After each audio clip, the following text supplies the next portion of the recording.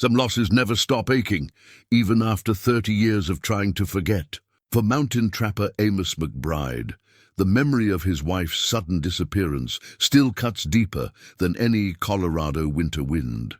When Amos arrives in the forgotten mining town of Silverpoint seeking shelter, the locals give him one warning about the old livery barn. A strange dog guards a pile of snow there, day and night, never letting anyone close. The townspeople whisper, "That dog guards the snow pile. Best leave it be," but this dog is different. It watches Amos with knowing eyes, as if recognizing something familiar. When the creature finally leads him to that guarded spot and Amos digs beneath the frozen ground, he discovers a buried strongbox filled with letters, photographs, and his wife's journal. What secret was she protecting in this remote place, and why did she never come home? Before we jump back in, tell us where you're tuning in from, and if this story touches you, make sure you're subscribed, because tomorrow I've saved something extra special for you. The wind cut through Silverpoint like a blade through old bones, carrying with it the promise of a hard winter. Amos McBride pulled his weathered coat tighter as he guided his pack mule down the main street, if you could call the frozen dirt path between ramshackle buildings a street. The town looked like God had taken a handful of structures and scattered them across the mountainside without much thought for order or beauty. 43 buildings. He counted automatically, a habit from his army days that never quite left him. Most stood empty now, their windows dark as dead eyes. The great silver boom had ended 20 years ago, taking most of the population with it. What remained were the stubborn ones, the broken ones, and those with nowhere else to go. Amos figured he might qualify for all three categories. His wedding ring caught on the mule's lead rope as he adjusted his grip. The thin gold band had worn smooth over 30 years, a constant reminder of promises made and broken. He'd never taken it off, not even after Sarah vanished without a word, leaving nothing behind but questions that gnawed at him like hungry wolves. The ring felt heavier in winter somehow, as if the cold made the metal remember its weight. The general store squatted at the street's center like a fortress against the elements. Smoke rose from its chimney in a steady grey column, the only sign of life in the frozen tableau. Amos tied his mule to the hitching post and stomped the snow from his boots before pushing through the door. A bell chimed overhead, mournful as a church bell. "Help you with something?" The woman behind the counter looked to be pushing 60, with steel-grey hair pulled back in a bun, and eyes that missed nothing.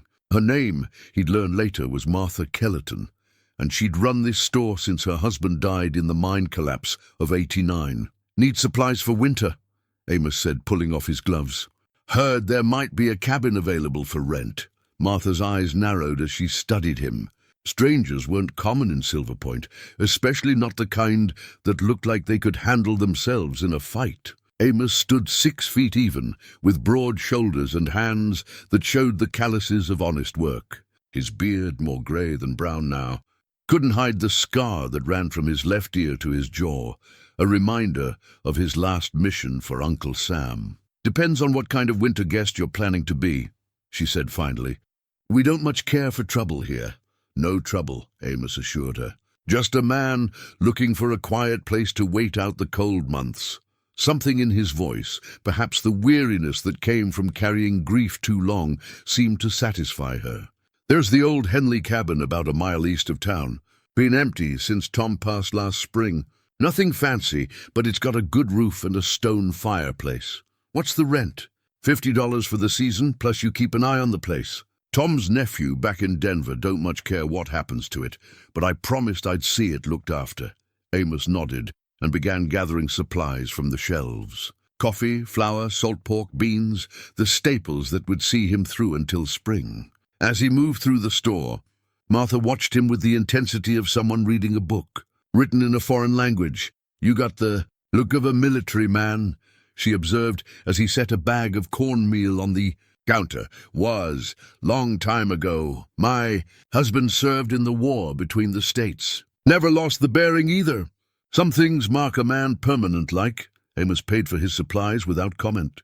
The past was a country he preferred not to revisit, especially the parts that involved uniforms and following orders that kept him awake at night. He'd learned that most folks respected a man's right to his silences, at least out here, where everyone carried their own ghosts. "One more thing," Martha said, as he loaded his purchases into a wooden crate. "There's an old dog hangs around the livery barn. Been there near 3 years now. Folks leave him be, and he leaves them be. But he's particular about that snow pile next to the barn. Don't much care for visitors getting too close. What's under the pile?" Martha's expression shuttered like windows before a storm. "Nothing that concerns a winter guest, I'd expect. Just thought you should know, case you go wandering around town at night." The conversation felt unfinished, heavy with words left unspoken, but Martha had already turned her attention to rearranging the items on her shelves. Amos loaded his supplies onto the mule and asked for directions to the cabin. The ride east took him through a grove of aspens that rattled their bare branches like skeleton fingers. The cabin sat in a small clearing, backed up against a granite outcropping that would block the worst of the northern wind. It was smaller than he'd expected, but solidly built, with thick log walls chinked tight against the weather. Inside, the air smelled of wood smoke and mouse droppings. The previous occupant had left behind a few pieces of furniture, a rough-hewn table, 2 chairs, and a bed frame that looked sturdy enough. The stone fireplace dominated one wall, its chimney drawing clean. Amos built a fire and sat in one of the chairs, listening to the wind test the cabin's defenses.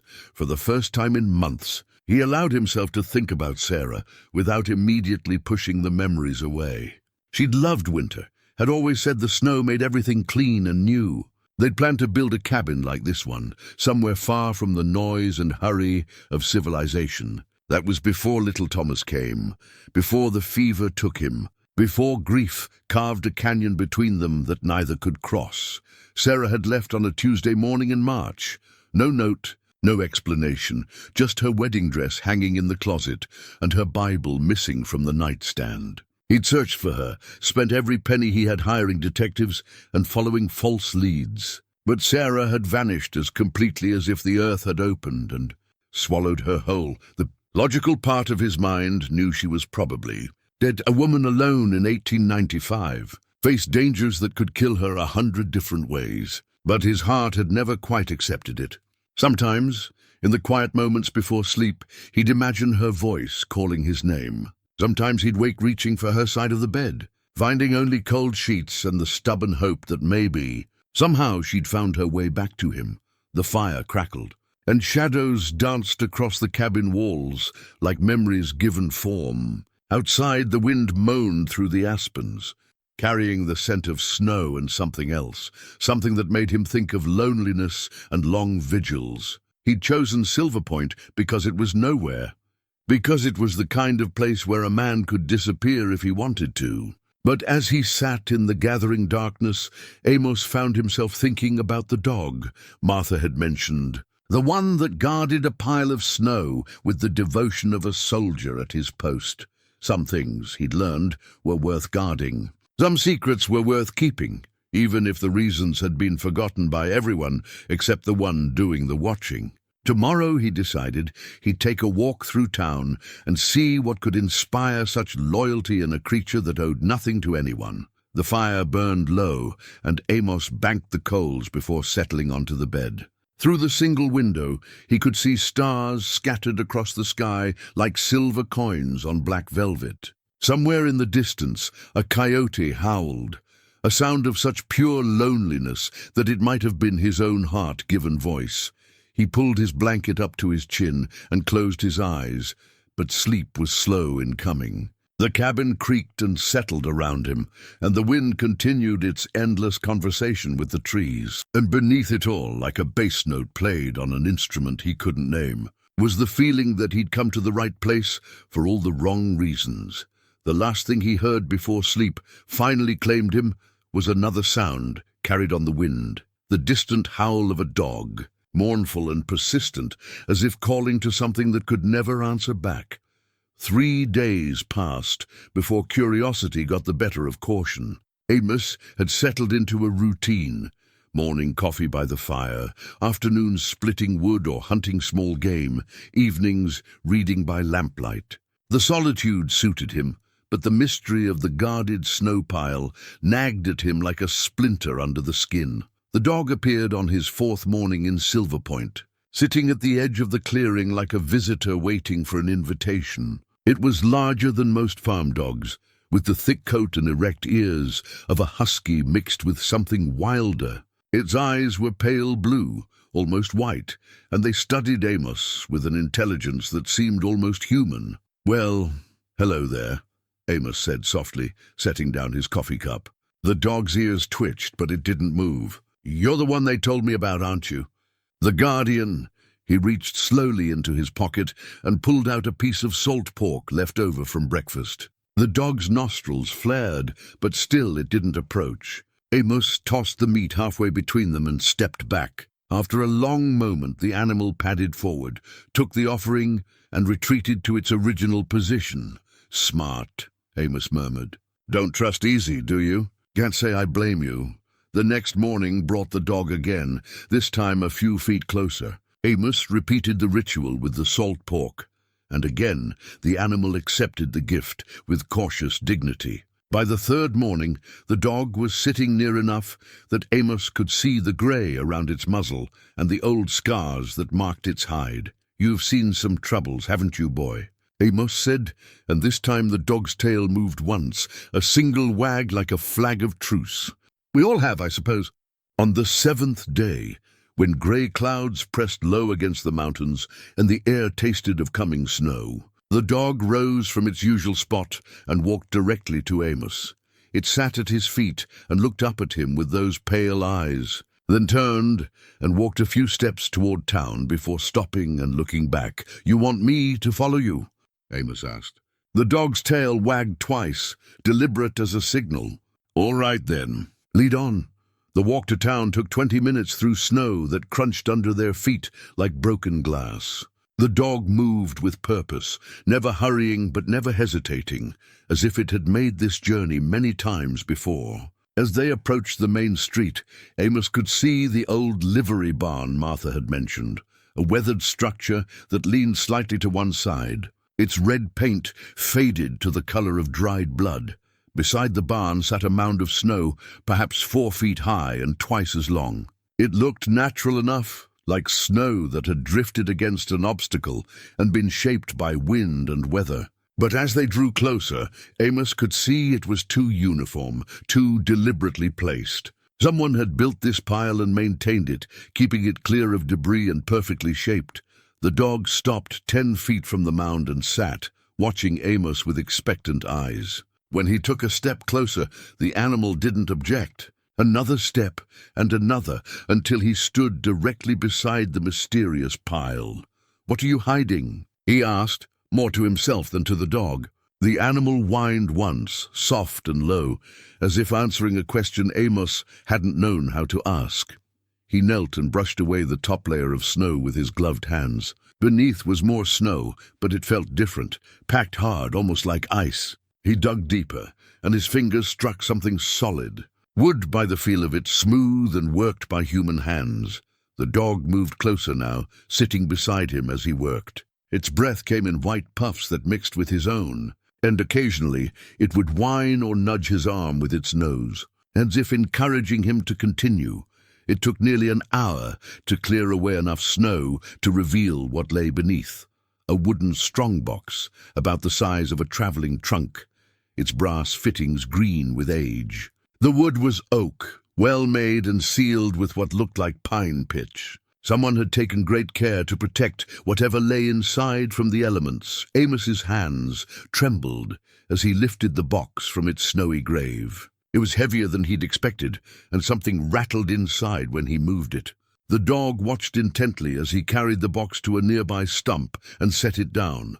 The latch was stiff with cold and age, but it opened with a metallic click that seemed to echo across the empty street. Amos lifted the lid and felt the world tilt on its axis.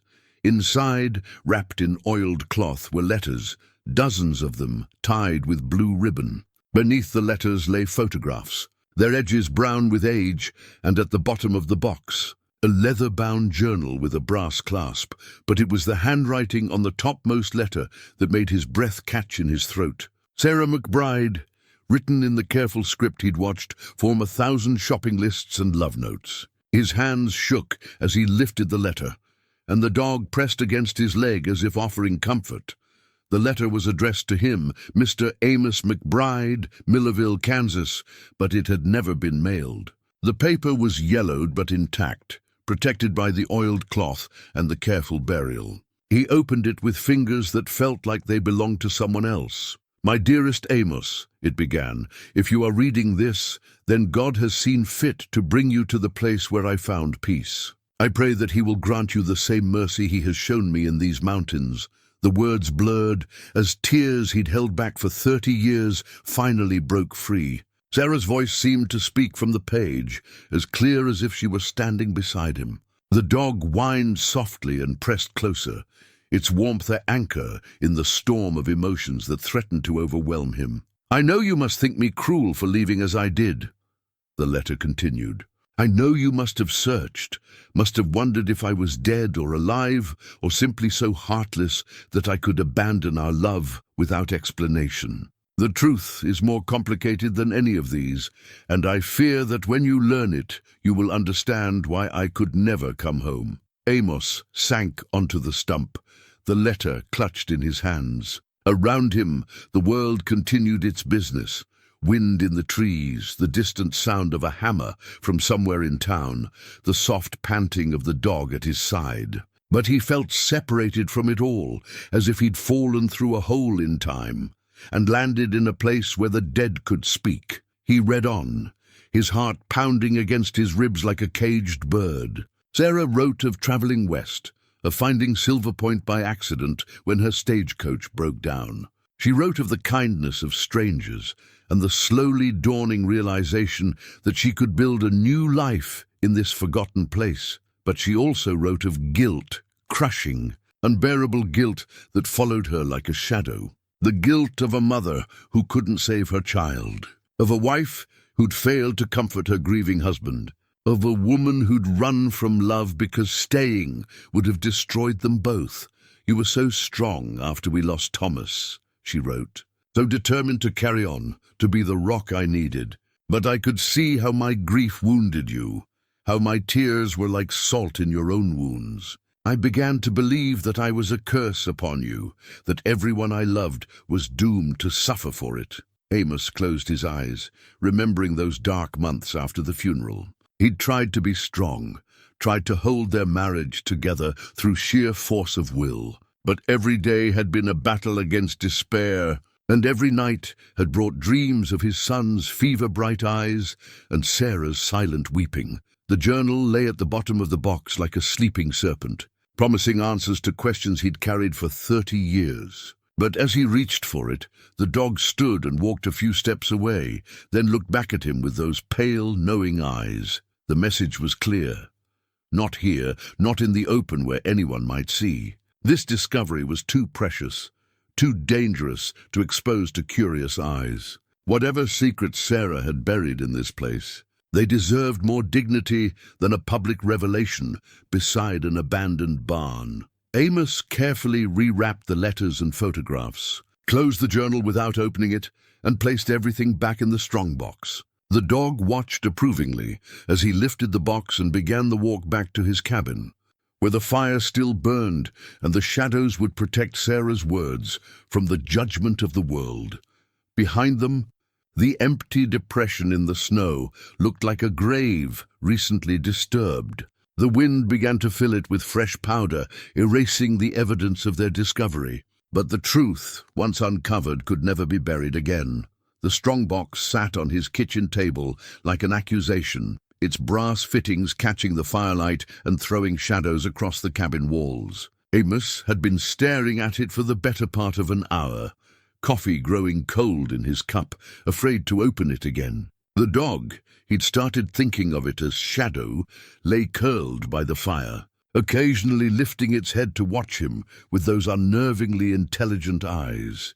When he finally worked up the courage to lift the lid, His hands moved with the reverence of a man handling sacred relics. The letters came out first, their blue ribbon as faded as a summer sky at twilight. Beneath them lay photographs he'd been too shocked to examine properly, and at the bottom, Sarah's journal waited like a book of prophecy he wasn't sure he wanted to read.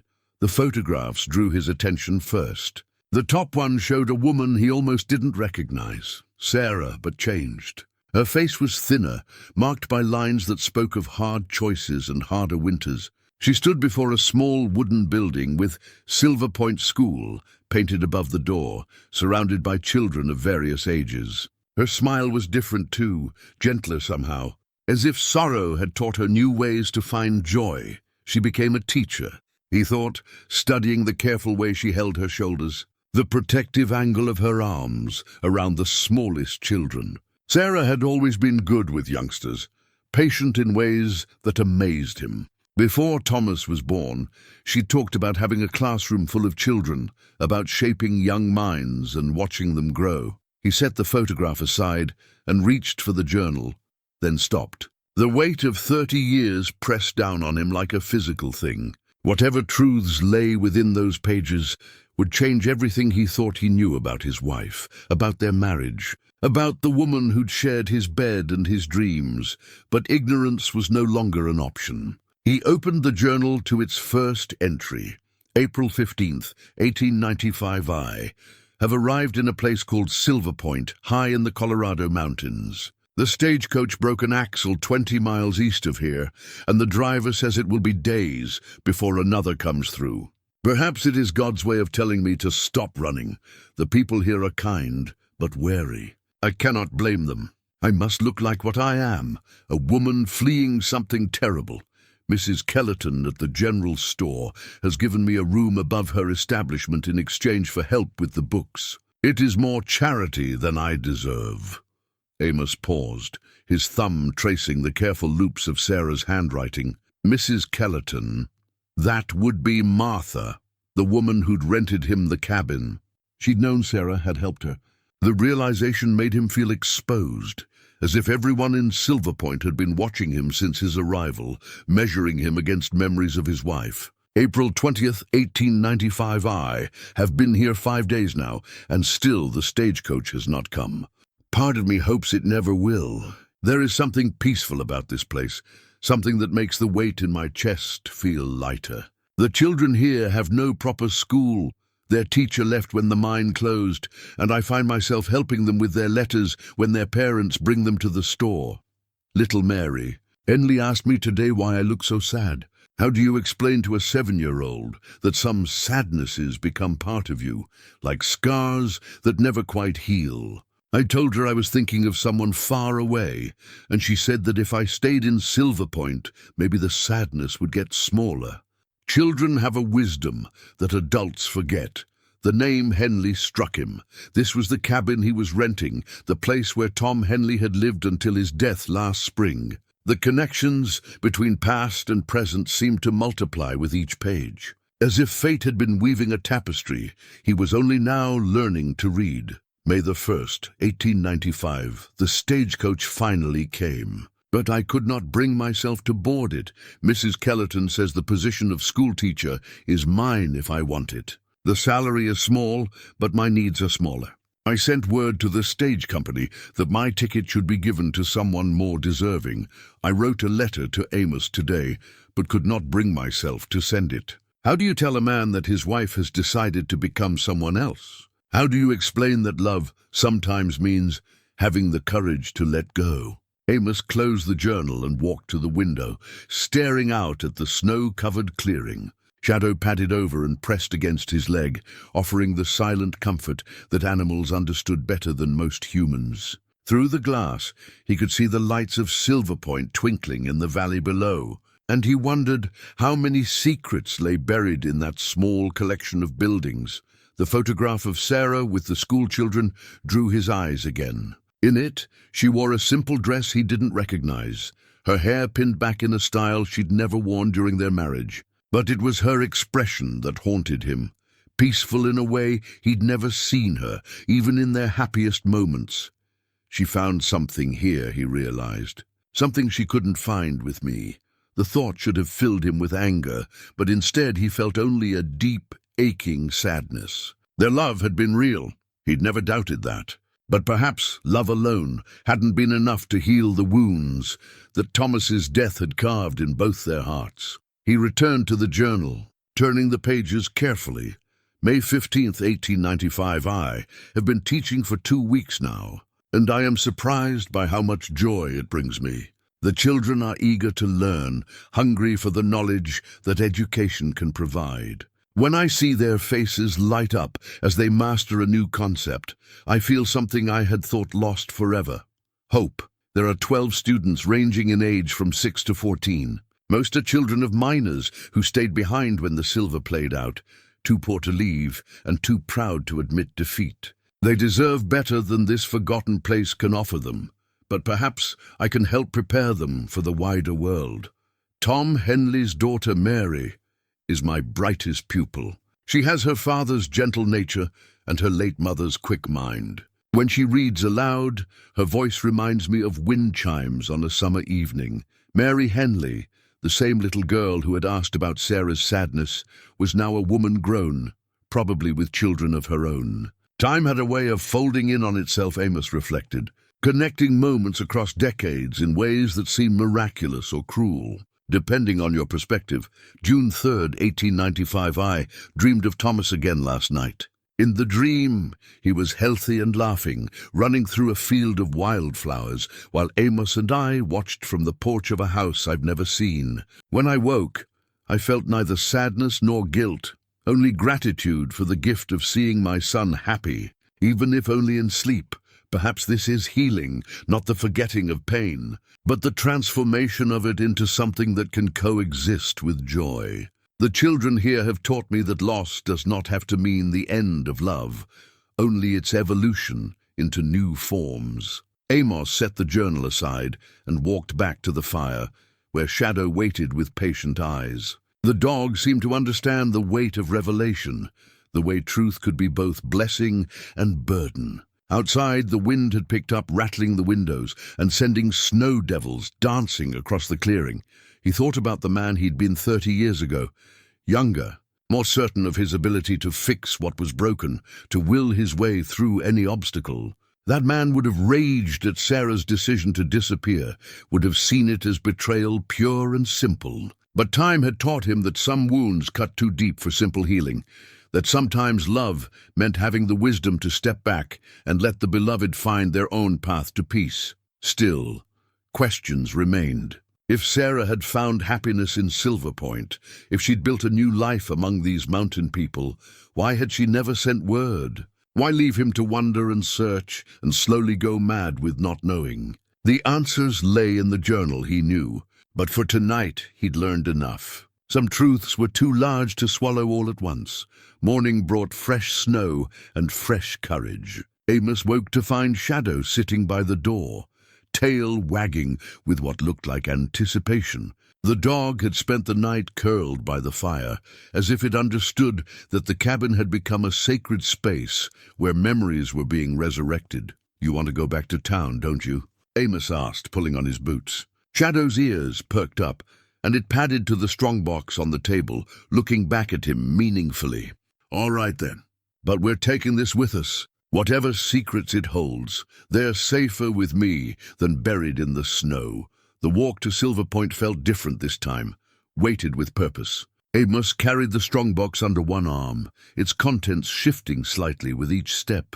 Shadow trotted beside him, occasionally ranging ahead to investigate interesting scents before returning to his side like a faithful sentinel. In daylight, the town revealed details he'd missed during his first visit. Behind the general store stood a small white building with a bell tower, the schoolhouse where Sarah had taught. The windows were boarded now, but he could imagine them filled with lamplight and the eager faces of children hungry for learning. Martha Kellerton looked up as he entered the store, her eyes immediately finding the strongbox under his arm. Her expression didn't change, but something shifted behind her eyes, recognition perhaps, or resignation. "Found something interesting during your walks?" she asked, her voice carefully neutral. "You could say that." Amos set the box on the counter between them. "I'm guessing you know what this is." Martha's fingers traced the edge of the counter, her gaze fixed on the weathered wood of the strongbox. "Sarah's things. She asked me to help her bury it before she got too sick to manage it herself. Said someone might come looking someday, someone who'd know what to do with it. You knew her well as anyone could know Sarah McBride." Martha's voice carried the weight of old affection and older grief. She was a private woman but kind. The children loved her something fierce. When she took sick 3 winters back, half the town sat vigil at her bedside. 3 winters back. The timeline hit Amos like a physical blow. While he'd been living his quiet life in Kansas, assuming Sarah long dead, she'd been dying here among strangers who'd become family. The thought filled him with a guilt so sharp it took his breath away. She never married again? Martha shook her head. Had offers. Tom Henley was sweet on her for years, but she always said her heart belonged to someone else, someone she couldn't have, but couldn't forget either. The bell above the door chimed, and a man entered, tall and lean, with the weathered face of someone who'd spent his life outdoors. Martha's expression brightened slightly. "Pete Garrison, meet Amos McBride." "Amos, this is Pete. He runs what passes for a saloon in this town." Pete extended a calloused hand. "Any relation to the Sarah McBride who used to teach here?" The question hung in the air like smoke from a distant fire. Amos found himself at a crossroads. He could lie, claim coincidence, and keep his grief private. Or he could speak the truth and open himself to questions he wasn't sure he could. "Answer, she was my wife," he said. Finally, Pete's expression shifted from curiosity to something deeper, compassion mixed with what might have been relief. "Well, I'll be damned. She used to talk about you, you know, called you her Amos, like you were something precious she'd lost and hoped to find again." The words hit harder than any physical blow. Amos gripped the edge of the counter, his knuckles white against the weathered wood. "She talked about me? More in the last year, when the sickness was taking hold. She'd sit by my fire in the evenings. I served as town doctor when we couldn't afford a real one. And she'd tell stories about a man back in Kansas who could track a deer through snow, who made her laugh even when times were hard." Pete glanced at the strongbox, then back at Amos. "She said once that leaving you was the hardest thing she'd ever done, but staying would have been harder. Said you both needed to heal in your own ways, and sometimes healing meant being apart." Martha nodded slowly. "Sarah never stopped loving you, Mr. McBride, but she carried a guilt that ate at her like acid. She blamed herself for your boy's death, thought she was cursed to lose everyone she loved. When she found peace here, she was afraid to reach out, afraid she'd bring that curse back into your life." Amos opened the strongbox with trembling hands and pulled out one of the photographs, the one that had caught his attention the night before. But now he noticed something he'd missed. Tucked behind the school children was a hand-drawn picture, obviously the work of a child. It showed a woman with long hair standing beside a group of stick figures. And across the bottom, in careful block letters, someone had written, "Mama Sarah." "She became a mother to them," Martha said softly, seeing his discovery. "Not by blood, but by choice. After the mine collapse of '96, there were orphans left behind.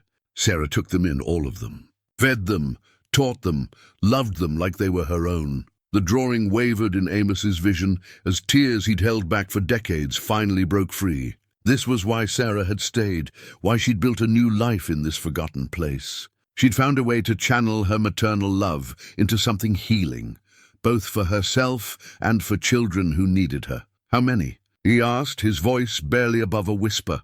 "7 at the most," Pete replied. They grew up and moved on, started families of their own. But they all came back to visit her, brought their own children to meet the woman who'd saved them. She had grandchildren in a way, a whole generation who called her Grandma Sarah. The image shifted Amos's understanding of his wife's disappearance. This hadn't been abandonment, it had been transformation. Sarah had taken the love meant for the child they'd lost and given it to children who desperately needed it. She'd become exactly what she was meant to be, just not in the way either of them had expected. "There's more you should know," Martha said gently. Sarah kept every letter you wrote to her, the ones you sent to her sister in Missouri, asking for news. Emma forwarded them here. Sarah read them over and over, but she never felt worthy of answering them. I wrote to Emma for years, Amos said, remembering the careful letters, the hope that gradually faded with each unanswered query. She never told me. Sarah made her promise, said it was kinder to let you think her dead than to keep alive a hope that could never be fulfilled. Martha's voice carried decades of held secrets. But she kept every word you wrote, treasured them like prayers. Pete cleared his throat. There's something else. Sarah asked me to tell you something, if you ever came looking. She said to tell you that loving you was the best part of her life, and that building a new life here was the second best. She said, he paused, gathering courage. She said that some loves are too big for one lifetime, that maybe in the next world you'd have all the time you needed to get it right. Shadow whined softly from his position by the door, as if sensing the weight of revelation that hung in the air. Amos reached down to stroke the dog's head, needing the comfort of something warm and alive and present. The dog, he said suddenly. It knew her, didn't it? Martha smiled for the first time since the conversation had begun. That's her shadow. She found him half dead in a snowstorm, nursed him back to health. He's been guarding her things ever since she passed, waiting for someone who'd understand what they meant. The pieces fell into place, like a puzzle finally solved. The dog's instant acceptance of him, its knowledge of where the strongbox lay buried, its patient vigil beside graves that held more than snow.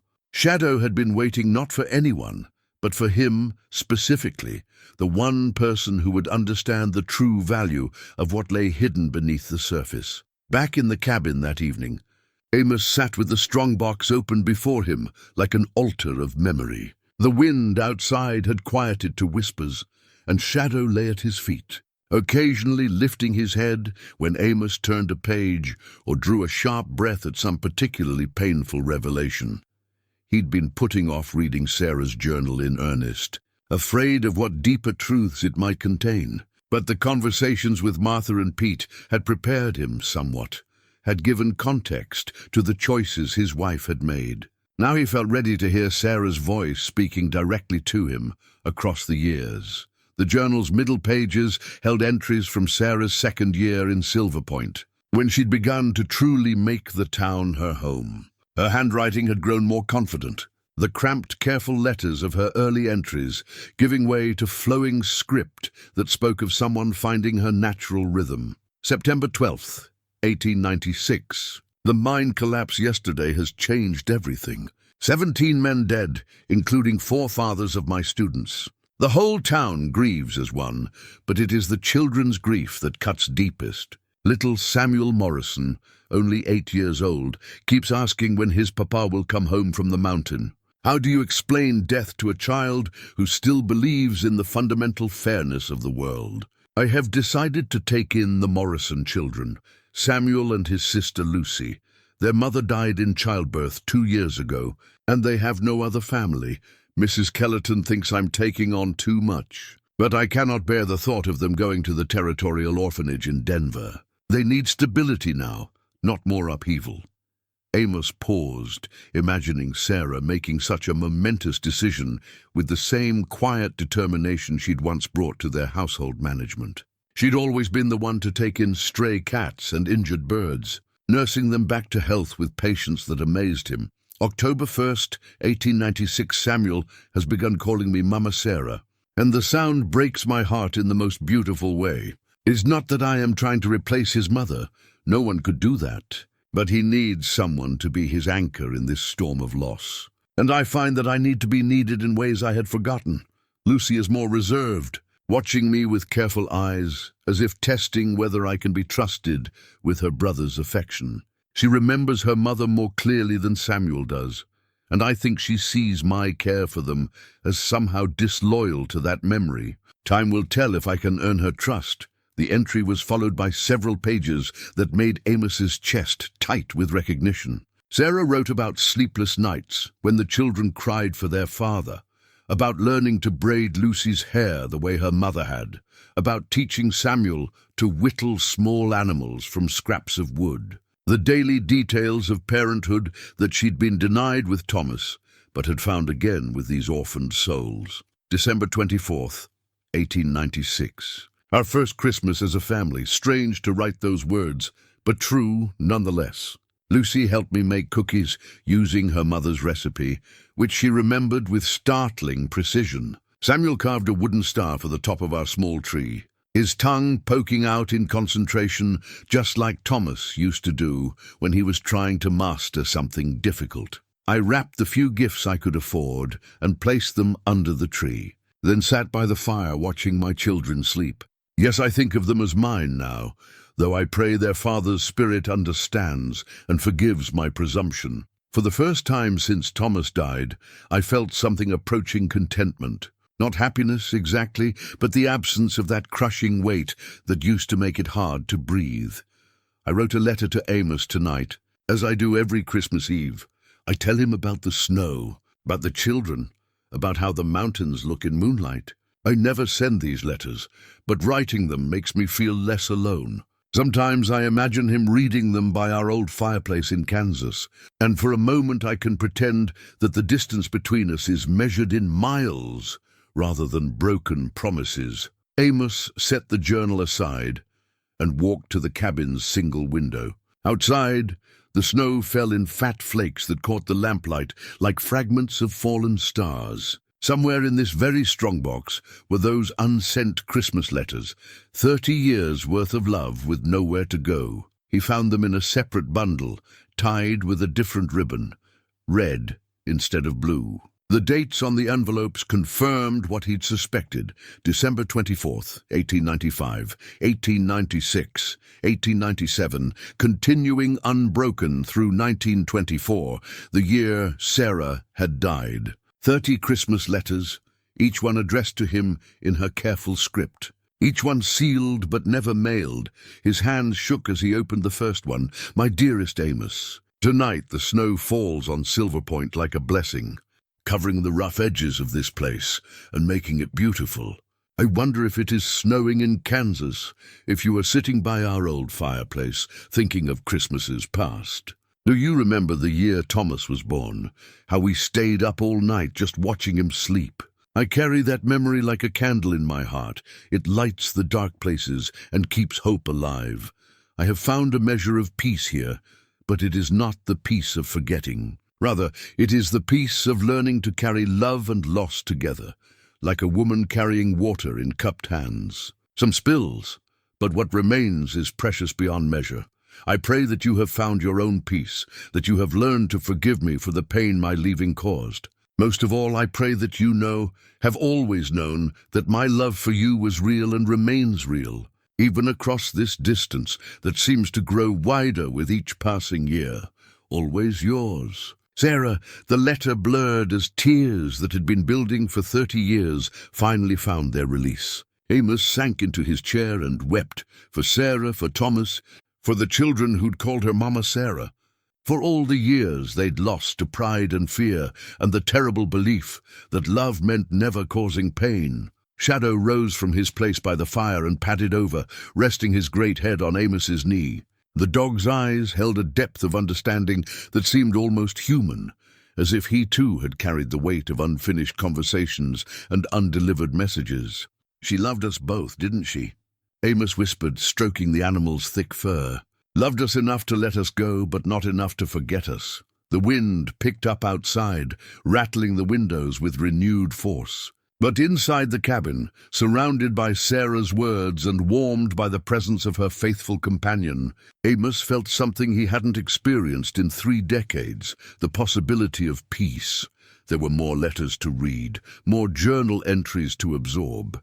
But for tonight, it was enough to know that Sarah had thought of him every Christmas, had kept their love alive in the only way available to her. The knowledge didn't erase the pain of their separation, but it transformed it into something bearable, something that could coexist with gratitude for what they'd shared. He carefully folded the letter and returned it to its envelope, then gathered up the journal and the remaining Christmas letters. Tomorrow, He would continue reading, would learn more about the woman Sarah had become in this mountain town. But tonight, he would simply sit by the fire with her dog and let himself feel loved across the impossible distance of time and death. Outside, the snow continued to fall, covering the tracks they'd made earlier, erasing the evidence of their journey while preserving the destination. In the morning, the world would be clean and white and full of possibility. But for now, in the warm circle of lamplight, the past and present existed in perfect, painful harmony. The next morning brought Eleanor Hartley to his door. She was a woman of perhaps 70, with silver hair braided down her back and eyes the color of winter sky. Shadow's tail began wagging the moment he saw her, and she bent to scratch behind his ears with the familiarity of long friendship. "You must be Amos," she said, studying his face with the same intensity Martha had shown. "Sarah spoke of you often, said you had kind eyes and stubborn chin." She was right on both counts. "Mrs. Hartley?" "Eleanor, please. I was Sarah's dearest friend in this place, and I've been watching you since you arrived, waiting for the right moment to introduce myself." She gestured toward the strongbox, visible through the open doorway. "I see Shadow led you to her treasures." Amos stepped aside to let her enter. Eleanor moved through the cabin with the confidence of someone who'd visited often, settling into the chair by the fire as if it had been made for her. Shadow curled up at her feet, and she reached down to stroke his head absently. "Sarah asked me to look after Shadow when she passed," Eleanor said. "But more than that, she asked me to look after her memories until someone came who could appreciate their true value. I've been waiting 3 years for you to find your way here. She knew I'd come? Hoped more than knew. Sarah was a woman who believed in the power of love to transcend distance and death. She said love had its own gravity, that eventually it would pull the separated pieces back together." Eleanor's eyes found the bundle of Christmas letters on the table. "She wrote to you every year, you know. Not just at Christmas, but on your birthday, your wedding anniversary, the day Thomas was born." The revelation hit Amos like a physical blow. "There are more letters?" Eleanor nodded toward the strongbox. "Look in the bottom compartment." Sarah had the box specially made with a false bottom. She wanted to be sure her most precious things stayed safe. With trembling fingers, Amos examined the box more carefully. What he'd taken for solid wood gave way under pressure, revealing a hidden space containing dozens more letters. Birthday wishes spanning 3 decades.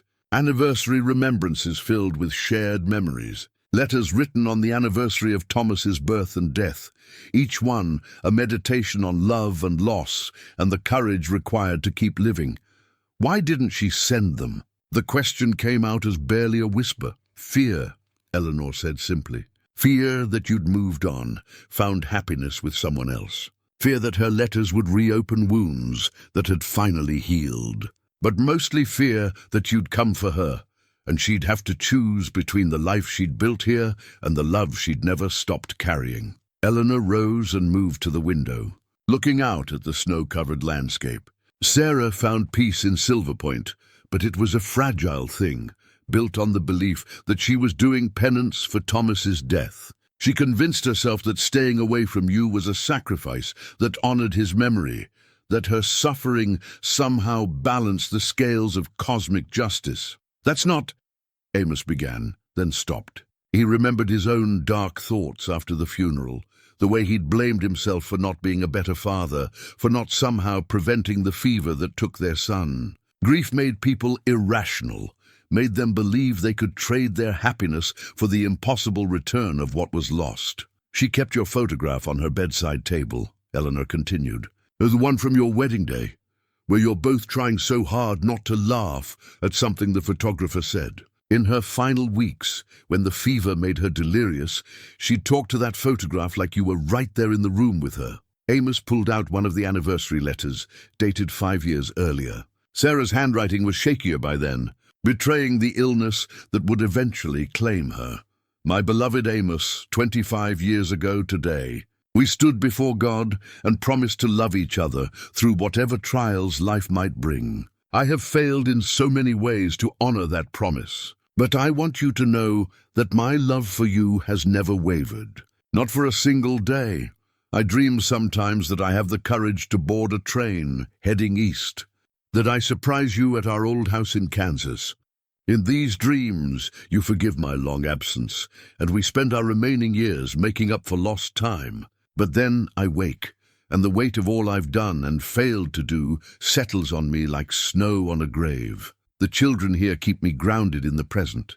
Lucy has grown into a fine young woman and married the blacksmith's son. Samuel joined the army and writes to me from his post in California. They call me grandmother now, and their children climb on my lap and demand stories. I tell them about a brave man in Kansas who taught me that love is not possession but freedom, not holding tight but letting go. I pray that wherever you are, whatever path your life has taken, you have found the happiness that my cowardice denied us both. You deserved so much better than a wife who ran when courage was required. Forever yours, Sarah. She never remarried, Eleanor said, as if reading his thoughts. Tom Henley proposed twice, and he was a good man who would have cherished her. But Sarah said her heart had room for only one great love, and that space belonged to you until the day she died. Amos set the letter aside and looked at Eleanor with eyes that felt raw from crying. Tell me about her last days, please.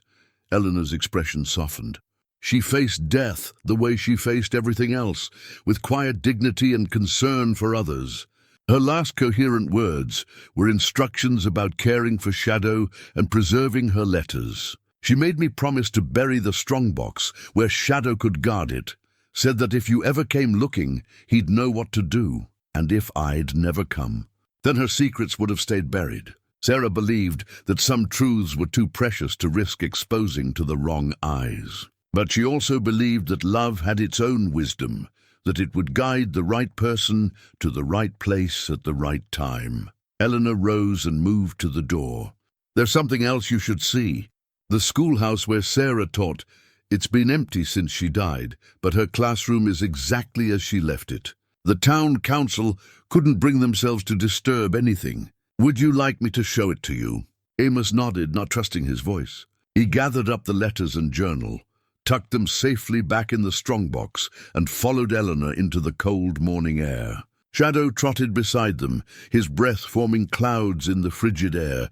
The schoolhouse stood at the edge of town like a monument to vanished dreams. Eleanor produced a key from her coat pocket and unlocked the door, which opened with a creak that spoke of long disuse. Inside, dust motes danced in the pale sunlight that filtered through dirty windows. Sarah's desk sat at the front of the room, its surface still covered with her teaching materials. A chalkboard behind it bore the faint ghost of her final lesson, something about the water cycle that had never been erased. Children's artwork decorated the walls, their bright colors faded but still recognizable as the efforts of young hands guided by a patient teacher. She loved this place, Eleanor said softly. Said it was where she learned that healing doesn't mean forgetting the past, but finding ways to honor it while building something new. Amos walked slowly among the empty desks, imagining them filled with eager faces. On Sarah's desk, he found a teaching certificate bearing her name and the official seal of the Colorado Territory. Beside it lay a small wooden frame containing a photograph he'd never seen. Sarah surrounded by her students, all of them grinning at the camera with the unself-conscious joy of childhood. In that moment, surrounded by the evidence of the life Sarah had built in his absence, Amos finally understood the choice she'd made. She hadn't left him for another man or another dream. She'd left to become the person their shared grief had prevented her from being, to find a way to transform their loss into something that could nurture and protect others. It wasn't abandonment. It was metamorphosis. That evening, Amos sat alone in the cabin with Sarah's journal open to its final entries. Eleanor had left him with a promise to return the next day, sensing that he needed time to absorb the magnitude of what he'd learned. Shadow lay by the fire, occasionally lifting his head when the wind rattled the windows or when Amos drew a sharp breath at some particularly poignant passage. The journal's later entries showed a different Sarah, one who found peace with her choices but struggled with the approaching reality of death. Her handwriting grew shakier as the months progressed, but her voice remained strong, filled with the wisdom that comes from a life fully lived, despite its compromises. March 15th, 1924, Dr. Garrison says the consumption will likely take me before summer's end. Strange how facing death clarifies what truly matters. I find myself thinking not of regrets, but of gratitudes. Grateful for the children who called me mother, for the students who taught me as much as I taught them, for this mountain town that gave me sanctuary when I needed it most. But my deepest gratitude is for Amos, for the years we had together, for the love that sustained me even across this terrible distance. I pray that someday he will understand that leaving him was not betrayal, but the deepest expression of love I could manage. I was broken when I came here, and I feared that staying with him would have broken us both. Amos paused, wiping his eyes with the back of his hand. The journal felt heavy in his lap, weighted with more than paper and ink. As he turned the page, something crinkled between the leaves, a piece of paper that had been carefully inserted into the binding. He pulled it free and unfolded it with trembling fingers. It was a birth certificate, the official seal of Colorado Territory, clearly visible despite the paper's age. The child's name stopped his heart, Emma Rose McBride. Mother Sarah Elizabeth McBride. Father Amos Daniel McBride. Date of birth November 3rd, 1895. The paper fluttered from his nerveless fingers to the floor. Shadow immediately rose and nosed at it, whining softly as if sensing the magnitude of the revelation. Amos stared at the certificate, his mind reeling with implications that seemed too large to process. Sarah had been pregnant when she left him, pregnant and afraid, carrying his child into an uncertain future rather than risk burdening him with another life that might be lost to illness or accident. The dates aligned perfectly. If Emma had been born in November of 1895, Sarah would have been in the early stages of pregnancy when she disappeared in March. With shaking hands, he picked up the birth certificate and returned to the journal, searching frantically for any mention of this daughter he'd never known existed. The entries from late 1895 had been sparse, and now he understood why. Sarah had been dealing with pregnancy alone, in a strange place, while grieving the loss of their son and the abandonment of their marriage. He found the first reference several pages later. In an entry dated December 1895, Emma arrived this morning, healthy and beautiful and utterly perfect. Mrs. Kellerton assisted with the birth, and her steady presence kept me from drowning in terror. When I held my daughter for the first time, I felt a joy so pure it nearly broke my heart. She has Amos's eyes and his stubborn chin, and when she grasps my finger, I can almost believe that love is stronger than loss. I named her Emma for my grandmother, and Rose for the hope that she represents, the possibility of new life growing from the ashes of old pain. She will never know her father, and the weight of that knowledge sits on my chest like a stone. But perhaps it is better this way. Perhaps she will be spared the curse that seems to follow those I love. The words blurred as Amos struggled to process the reality of a daughter he'd never held. Never known, never had the chance to lose or love or protect. Sarah had carried this secret for the rest of her life, had raised their child alone. While he searched for her across half the country, he turned the pages desperately, looking for more mentions of Emma. They came in scattered fragments, descriptions of first steps and first words, of bedtime stories and scraped knees. Sarah wrote about Emma's quick mind and gentle nature, about the way she cared for the other children Sarah had taken in. June 12, 1897, Emma is walking now, toddling around the cabin with the determination of someone who has important places to go. She follows me everywhere, chattering in the language that only mothers and children understand. When I read to the other children in the evenings, she sits in my lap and turns the pages, already showing the love of books that marked both her parents. I caught her playing with a wooden horse that Tom Henley carved for her, and for a moment I could see Amos so clearly in her movements, in the way she concentrated on making the toy gallop across the floor. The resemblance is so strong sometimes that it takes my breath away. She's her father's daughter in ways that both comfort and torment me. But as Amos read on, a terrible pattern began to emerge. Emma's mentions grew less frequent in the journal, and when they appeared, they carried undertones of worry that made his stomach clench with dread. September 8th, 1898. Emma has been feverish for 3 days now. Dr. Garrison says it's the same consumption that took the Miller boy last winter. I sit by her bedside and read the same stories over and over, hoping that the sound of my voice will anchor her to this world. She's so small, so fragile, and I am haunted by memories of Thomas in his final days. I have prayed until my knees are raw, have bargained with God in ways that shame me. If this is punishment for my cowardice, then let it fall on me alone. Emma is innocent of her mother's sins. She deserves the chance to grow up, to know love, to make her own choices about what to keep and what to leave behind. The final entry about Emma was dated October 15th, 1898. My daughter went to sleep in my arms this morning and did not wake up. The same fever that took Thomas has claimed Emma, and I'm left to wonder if I am truly cursed to lose every child I dare to love. She was 3 years old enough to laugh and run and fill a room with sunlight, young enough to still believe in magic and happy endings. I buried her in the small cemetery behind the church. Next to the other children this place has lost. Tom Henley carved a beautiful headstone with angels and flowers, and the whole town came to pay their respects. They all loved her. How could they not? She was joy made manifest, love given form.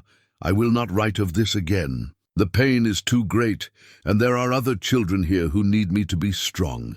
But I want these words to exist somewhere, so that if Amos ever finds this record, he will know that we had a daughter, and that she was beautiful, and that she knew she was loved, even if she never knew her father's name. Amos set the journal aside and walked to the window, staring out at the snow-covered landscape without seeing it. A daughter? He'd had a daughter named Emma Rose, and she'd lived for 3 precious years before the same disease that claimed Thomas took her as well. Sarah had carried this grief alone, had buried their child without him there to share the weight of loss. The magnitude of what Sarah had endured staggered him. Not only had she lost Thomas, but she'd carried and raised and lost another child, all while maintaining her strength for the orphans who depended on her.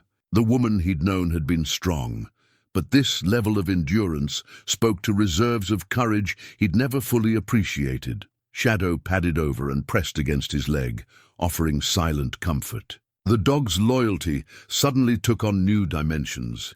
He hadn't just been guarding Sarah's secrets, but the memory of a child who'd probably played with him, laughed at his antics, fallen asleep against his warm fur. You knew her too, didn't you? Amos whispered, kneeling to embrace the animal. You loved them both, Sarah and Emma, and when they were gone, you kept watch over their memory. The wind outside seemed to carry voices, the laughter of children long dead, the whispered prayers of mothers who'd lost everything, but somehow found the strength to keep going. In this cabin, surrounded by the evidence of Sarah's secret life, Amos finally understood the true depth of the sacrifice she'd made. She hadn't just left him, she'd chosen to bear their daughter alone, to raise her alone, to lose her alone, all because she'd believed that her presence in his life would bring only more pain. The guilt that had driven her away had been compounded by the fear that she was somehow responsible for the deaths of their children. That love itself was dangerous when it flowed through her. As he held Shadow close and let the tears come, Amos realized that tomorrow he would have to visit another grave, not just Sarah's, but Emma's as well. He would have to stand over the resting place of a daughter he'd never known, and find a way to grieve for a future that had been stolen before it began. Sleep did not come easily that night. Amos lay on the narrow bed, staring at the ceiling while shadows from the dying fire danced across the rough-hewn beams. Every time he closed his eyes, he saw a little girl with his chin and Sarah's grace, toddling around this very cabin with the fearless joy that only children possess. Emma Rose McBride, a name he whispered into the darkness like a prayer for the dead. Shadow sensed his restlessness and padded over from his usual spot by the fire. settling his warm bulk against Amos's side. The dog's presence provided an anchor in the storm of emotion that threatened to overwhelm him. Here was a living connection to both Sarah and the daughter he'd never known, a faithful guardian who'd witnessed their joys and sorrows firsthand. When morning finally came, grey and cold and heavy with the promise of snow, Amos rose with the weight of purpose settling on his shoulders. He had reading left to do. Sarah's journal contained entries that stretched beyond Emma's death, chronicling the years when she'd somehow found the strength to continue teaching and caring for other children, despite carrying such devastating loss. Eleanor arrived just after breakfast, her cheeks red from the cold and her arms full of what looked like letters and photographs. Shadow greeted her with obvious affection, and she paused to scratch behind his ears before settling into the chair by the fire. "I couldn't sleep either," she said without preamble. "Kept thinking about what you must be going through, learning about Emma." Her eyes found the birth certificate, which Amos had left on the table beside Sarah's journal. "She never told you, did she? About the baby?" "Not a word." Amos's voice came out rougher than he'd intended. "I spent 30 years thinking she'd simply abandoned our marriage. I never imagined she was carrying my child when she left." Eleanor nodded sadly. "Sarah was convinced that telling you would only cause more pain. She said you'd blame yourself for not protecting her, for not somehow knowing she was pregnant. She thought the guilt would destroy you the way it was destroying her. The guilt destroyed her anyway." "No," Eleanor said firmly. "The guilt wounded her, but it didn't destroy her. Emma gave her 3 years of joy that helped heal the worst of those wounds. And the children she cared for afterward, they completed the healing. Sarah found a way to transform her losses into love for others. That's not destruction, that's redemption." She opened the bundle she'd brought and spread its contents on the table. More photographs, these showing Sarah with various children over the years. In some she held babies, in others she stood surrounded by school-age children with books in their hands and wonder in their eyes. But in all of them, despite the lines that grief had carved around her eyes, Sarah looked genuinely happy. "These were in her desk at the schoolhouse," Eleanor explained. "I thought you should see how she lived, not just how she died." Amos picked up a photograph dated 1910, showing Sarah with a group of teenagers at what looked like a graduation ceremony. She wore a dark dress with a small brooch at her throat, the same brooch he'd given her for their first wedding anniversary. Even after all those years, she'd kept something of their life together. "Tell me about her final months," he said. "I need to understand what she was thinking, what she was hoping for." Eleanor's expression grew distant, as if she were looking back through the years to that painful time. "The consumption came on slowly at first. Sarah tried to hide it, kept teaching even when she could barely stand at the blackboard. It was only when she started coughing up blood that Dr. Garrison forced her to rest."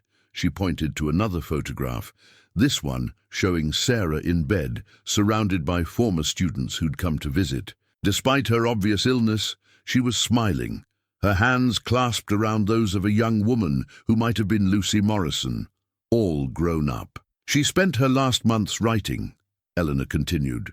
"Not just the journal entries you've been reading, but letters to all the children she'd raised over the years. She wanted each of them to have something to remember her by, some words of wisdom to carry forward." And the letter to Emma. Eleanor's breath caught. "You found that too?" Amos nodded, though he hadn't actually discovered such a letter yet. But if Sarah had written to all her other children, it stood to reason she'd have written something for the daughter who died so young. "It's in the hidden compartment," Eleanor said softly. "Sarah wrote it during her final week when the fever was making her delirious. She kept asking for Emma, saying she needed to explain why Mama had to go away again." With trembling fingers, Amos searched the secret compartment until he found a sealed envelope marked with a single word: Emma. The paper was different from the others. Newer, softer, as if Sarah had saved her finest stationery for this most precious correspondence.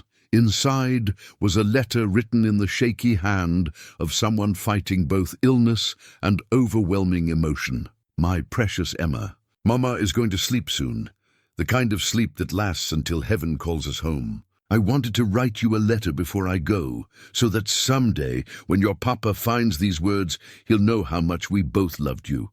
You were the light of my days, little star. Even when you were fussing or getting into mischief, you made every moment brighter just by being in it. When you laughed, the whole world seemed to laugh with you. When you cried, my heart broke and mended itself a dozen times over. I'm sorry I couldn't protect you from the sickness that took you. I'm sorry you never got to meet your papa, who would have loved you more than all the stars in the sky. He has kind eyes and strong hands, and he would have carried you on his shoulders and taught you to track deer through the snow. I want you to know that losing you didn't make me love you less. It made me love you more, in all the ways that mothers love children who grow up in their hearts instead of in their arms. Every child I've taught, every orphan I've held, has been loved with some part of the love I couldn't give to you. Watch over your papa when he reads this. He's going to hurt the way I hurt when you left us, and he'll need someone to remind him that love doesn't end with death. It just changes shape. Help him understand that some goodbyes are not abandonment, but transformation. Give Thomas my love when you see him. Tell him Mama and Papa never stopped missing him, never stopped wishing we could have saved him. Tell him we learned to carry our love for both of you, like a flame that never goes out, warming us even in the coldest winters, all my love. Until we meet again, Mama. By the time Amos finished reading, tears were streaming down his face unchecked. Eldina reached over and took his hand, her own eyes bright with unshed emotion. She died 2 days after writing that, Eleanor said quietly. I was with her at the end. Her last coherent words were about you. She said to tell you that waiting 30 years for you to find her was nothing compared to eternity, that she'd wait forever, if necessary. Amos folded the letter carefully and held it against his chest. Through the cabin's single window, he could see the cemetery where Sarah and Emma lay buried, their graves marked by simple stone crosses that spoke of lives lived quietly but with profound impact. I need to see them, he said. Both graves. I need to... His voice broke and he struggled to find words for what he needed. To apologize, to say goodbye, to somehow bridge the gap between the father he'd been and the father he should have been. Of course, Eleanor said. But first, there's something else you should know. Sarah asked me to give you this, if you ever came. She reached into her coat and withdrew a small wooden box, its surface worn smooth by handling. She carved it herself during the long nights when Emma was sick. Said it was the only gift she could give you that came from her hands alone.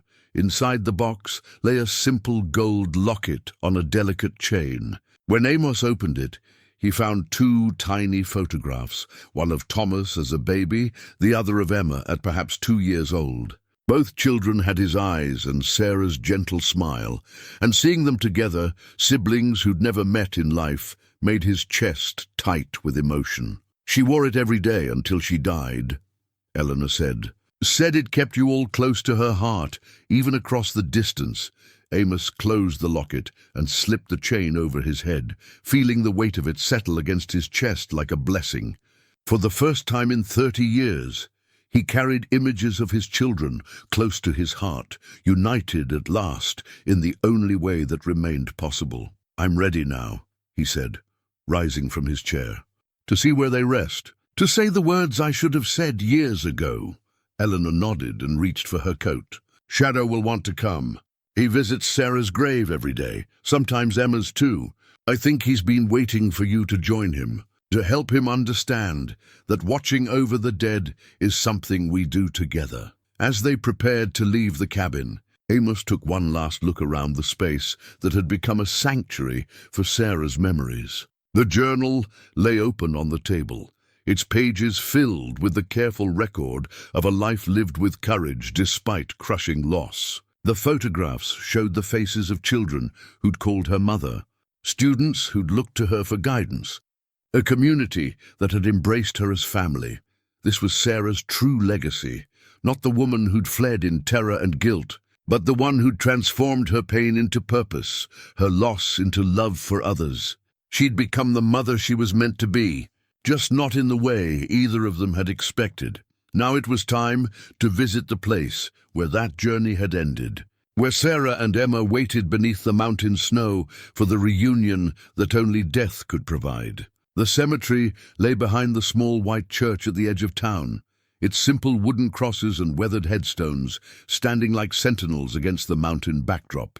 Snow covered everything in a blanket of pristine white, broken only by the dark paths that Shadow had worn with his daily visits. The dog led them through the gates with the confidence of someone who knew exactly where he was going. Sarah's grave was easy to find. Shadow went directly to it, sitting beside a plain granite headstone that bore her name and dates in simple, unadorned letters. But what made Amos's breath catch was the smaller cross beside it, carved from what looked like aspen wood and bearing a single name, Emma Rose. "They're together," he whispered, the words forming clouds in the frigid air. "Sarah asked to be buried next to her," Eleanor said quietly. "Said she'd spent too many years separated from her children. She didn't want to spend eternity that way too." Amos knelt in the snow between the two graves, his weathered hands coming to rest on the cold earth that covered his family. The headstones were simple, almost austere, but someone had been caring for this plot with obvious devotion. The snow had been cleared from the inscriptions, and fresh evergreen boughs lay across both graves like green blankets. "Who's been tending them?" "Shadow, mostly. He brings things, sticks, pretty stones, sometimes flowers in summer. But the whole town helps. Sarah touched so many lives here that keeping her grave neat feels like the least we can do." Shadow settled beside Amos, his warm presence a comfort in the bitter cold. The dog's eyes held a depth of understanding that seemed almost human, as if he recognized the significance of this moment. The first time in 30 years that husband, wife and daughter had been in the same place. Even if death had made the reunion possible, Amos pulled off his gloves and reached into his coat pocket, withdrawing the locket Eleanor had given him. The metal was warm from his body heat, and when he opened it, the tiny photographs of Thomas and Emma seemed to glow in the pale winter sunlight. "I brought Thomas," he said to Sarah's headstone, his voice breaking slightly. "I thought you'd want to see him again, want them to be together somehow." He pressed the locket to his lips, then placed it gently on Sarah's grave, where it nestled in the evergreen boughs, like a small precious ornament. The gesture felt right, felt like the completion of something that had been broken for far too long. "I'm sorry," he whispered, the words he'd carried for 30 years finally finding their voice. "Sorry I wasn't strong enough to help you heal after Thomas died. Sorry I didn't understand that your leaving wasn't about not loving me. It was about loving me too much to let me watch you break apart." The wind stirred the evergreen branches, creating a sound like whispered voices. Shadow whined softly and pressed closer to Amos, offering the comfort that words couldn't provide. "I'm sorry I never knew about Emma," Amos continued, his hand resting on the smaller grave. "Sorry I wasn't there when she was born, when she took her first steps, when she—" His voice broke completely and he bent forward, overwhelmed by the magnitude of all he'd missed, all that could never be recovered. Eleanor's hand settled on his shoulder, warm and steady. "She knew about you," she said softly. "Sarah told her stories about her papa who lived far away, but loved her very much. Emma used to pretend you were coming to visit, would set an extra place at their little table and tell Sarah to save some cookies for Papa, the image of his daughter, their daughter, waiting for a father who would never come, nearly undid him completely." Amos pressed his forehead to the cold earth and let the tears come. 30 years of held grief, finally finding release in this quiet place among the dead. When the worst of the storm had passed, he sat back on his heels and looked at the two graves with clearer eyes. These weren't monuments to failure or abandonment. They were testaments to love that had transcended distance and death. Sarah had carried his love with her to this mountain town, had passed it on to their daughter, and to all the children who'd called her mother. "I want to make something," he said suddenly. "For Emma, something permanent." Eleanor nodded as if she'd been expecting this. "Tom Henley's workshop is still open. His son, Jake, has the same skills with wood as his father did. I'm sure he'd be honored to help." Amos stood slowly, his joints protesting the cold and the emotional strain. But his purpose was clear now, crystallized by the sight of his daughter's simple wooden cross. Emma deserved better than a temporary marker. She deserved something that would last, something that spoke of a father's love finally finding its expression. "I'll carve it myself," he said, his voice steady for the first time in days. "I may not have been able to give her anything in life, but I can give her this." A proper headstone made by her father's hands. Shadow stood as well, tail wagging slightly as if approving of the decision. The dog had been guardian of these graves for 3 years, keeping watch over Sarah and Emma with the devotion that only pure love could inspire. But perhaps it was time for that vigil to be shared, for the living to take up the burden of remembrance alongside the faithful companion who'd never forgotten. Jake Henley proved to be as generous with his time as his father had been with his woodcarving skills. The workshop behind the general store smelled of sawdust and pine pitch, familiar scents that reminded Amos of his own father's hands, teaching him to shape wood into useful things. Jake, a man of perhaps 40 with gentle eyes and work-hardened hands, listened to Amos's request with the same quiet dignity that seemed to characterize everyone in Silverpoint. "Granite would last longer," Jake offered, running his fingers along a piece of seasoned oak. "But if you want to carve it yourself, wood has more soul. Miss Sarah always said that things made by loving hands carry part of the maker's heart." Amos selected a piece of maple that had been seasoned for years, its grain flowing like water frozen in time.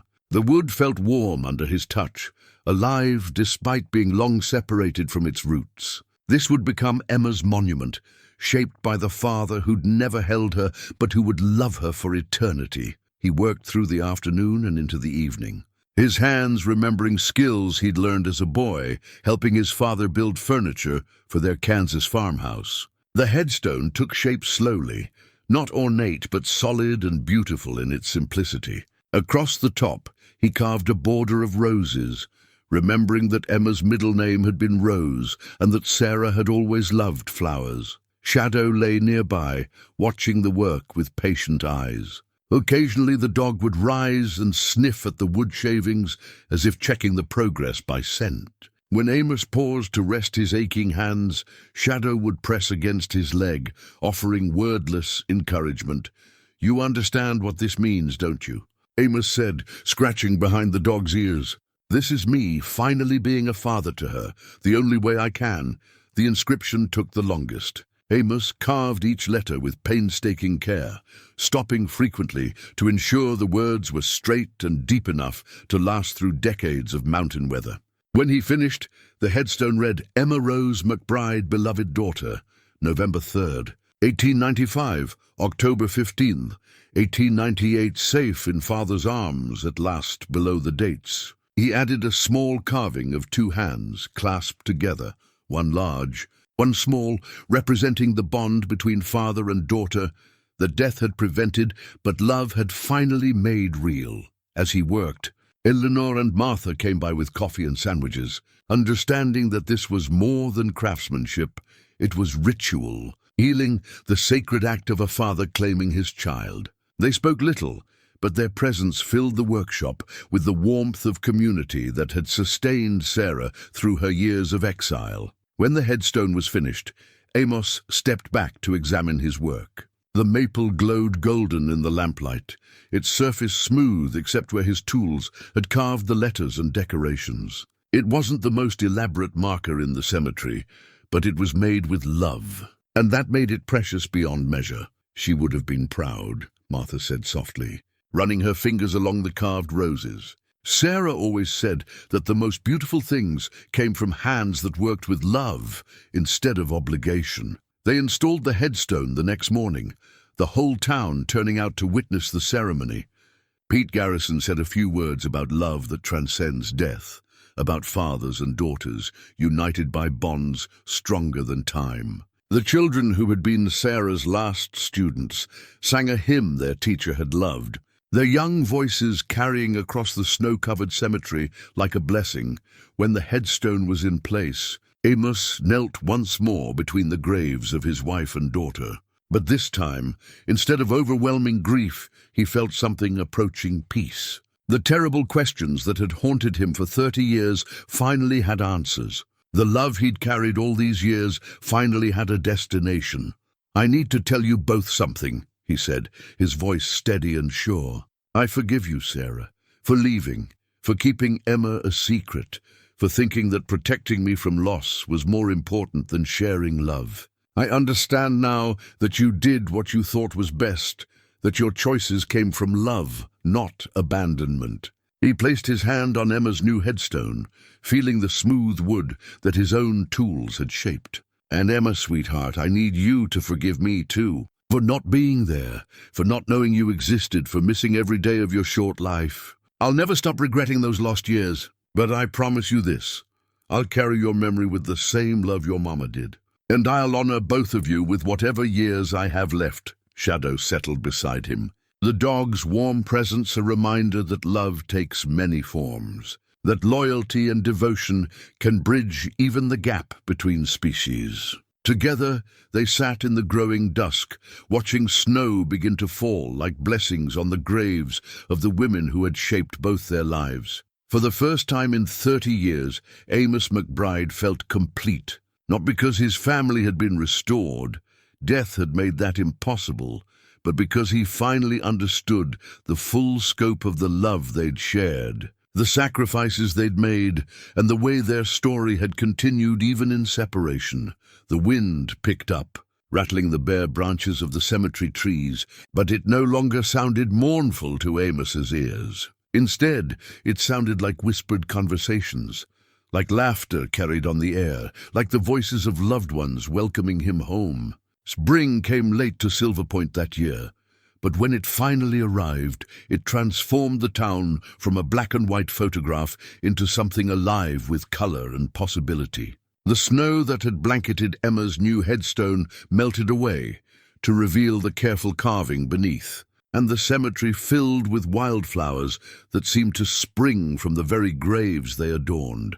Amos had stayed through the winter, finding purpose in ways he'd never expected. The abandoned cabin had become truly his home, filled with Sarah's belongings and warmed by memories that no longer brought only pain. Shadow had become his constant companion, the two of them sharing an understanding born of mutual loss and the comfort of living presence. But it was the children who had truly saved him.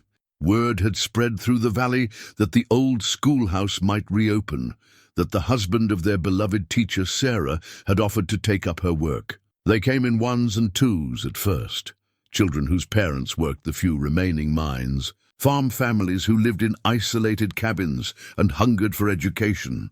"You don't have to do this," Eleanor had told him when he'd first proposed the idea. "Teaching school is different from carving headstones. It requires daily patience, endless hope, the ability to see potential in young minds that might not show it right away." "Sarah did it," Amos had replied simply. "If I'm going to honor her memory, I should honor all of it, not just the parts that feel comfortable." The first day of the new school term dawned clear and bright, with the kind of mountain air that made everything seem possible. 8 children had enrolled, ranging in age from 6 to 14, their faces bright with curiosity and the nervousness that comes with new beginnings. Amos stood at the front of the classroom where Sarah had once stood, feeling her presence like a warm hand on his shoulder. "My name is Mr. McBride," he began, his voice steadier than he'd expected. "I'm here because someone very special to me once taught in this room. Someone who believed that every child deserves the chance to learn and grow and become whoever they're meant to be." He'd prepared a formal lesson about letters and numbers, but something made him change course. Instead, he found himself telling them about Sarah, not the sad parts, but the joyful ones, about how she'd turned learning into games, how she'd made each child feel special and capable, how she'd believed that education was the greatest gift one person could give another. "Mrs. Sarah used to teach here," said Mary Kellerton, Martha's granddaughter, a serious girl of 10 with her grandmother's intelligent eyes. "Mama says she was the best teacher who ever lived." "Your mama was right," Amos said. and I'm going to try my best to teach the way she did, with patience and kindness and the belief that every one of you has something important to offer the world. The days fell into a rhythm that felt both new and familiar.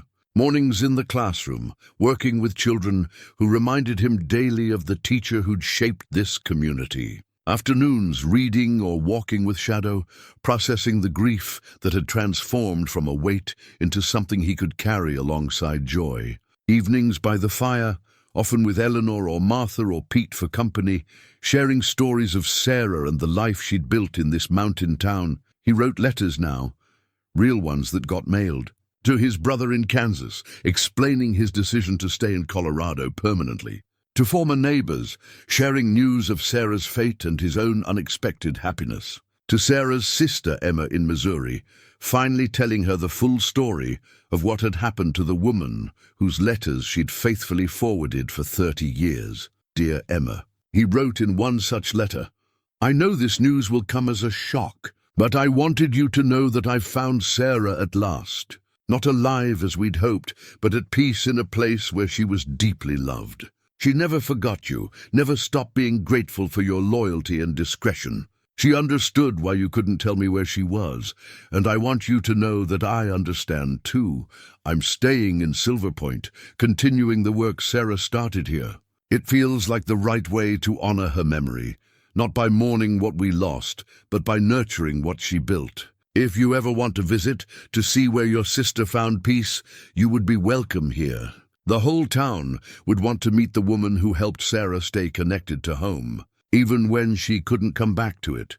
But perhaps the most important letter was the one he never sent, a letter to Sarah herself, written on their wedding anniversary and placed on her grave beside the fresh flowers that appeared there regularly. Gifts from students past and present who remembered their teacher with enduring love. My dearest Sarah, it read, Today marks 35 years since we promised to love each other through whatever trials life might bring. I know now that we kept that promise, even when distance and death tried to break it. Your love shaped everything you did in this place, and now it shapes everything I do.